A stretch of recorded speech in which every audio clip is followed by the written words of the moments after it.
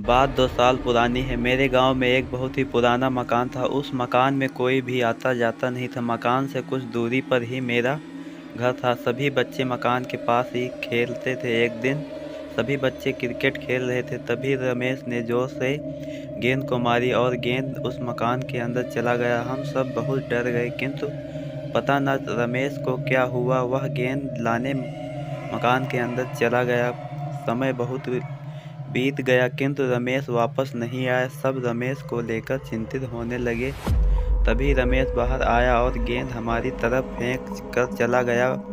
मैंने उससे बातें करने की बहुत कोशिश की, किंतु उसने कुछ नहीं कहा। रमेश कुछ बदला बदला सा दिख रहा था। अगले दिन मैं रमेश के घर गया। रमेश की माँ ने कहा, वह तो कब का खेलने चला गया था। पता नहीं क्यों मुझे भी सही नहीं लग रहा था। मैं जब खेलने पहुंचा तो रमेश अकेले ही पीपल के पास बैठा हुआ था। मैं रमेश के पास गया और उससे खेलने चलने के लिए कहा। उसने गुस्से से मेरी तरफ देखा और खेलने से मना कर दिया। मैं खेलने चला गया।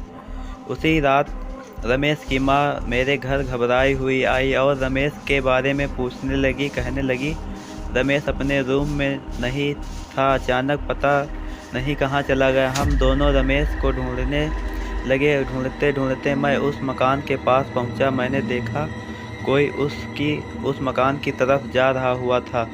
मुझे संदेह हुआ कि वह रमेश ही है। मैं उसका पीछा करने लगा। पीछा करते करते मैं उस मकान के अंदर पहुंच गया।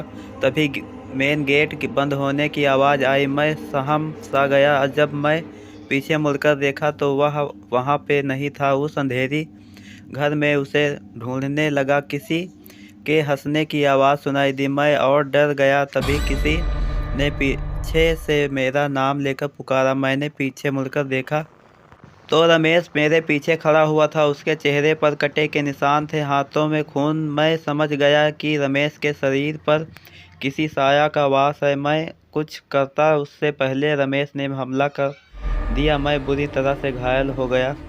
फिर से रमेश ने मुझे धक्का दिया। इस बार मैं एक छोटी सी संदूक के पास गिरा। मैंने घबराते हुए उस संदूक को उठाया। रमेश घबरा गया। उसने संदूक को खोलने से मना किया। मुझे कुछ समझ में नहीं आया और मैंने उस संदूक को खोल दिया। उससे मैं एक काले रंग की धुआं निकली। रमेश जोर से चिल्लाया और वहीं गिर गया। मैं रमेश को घर ले गया। अब हम दोनों सुरक्षित हैं।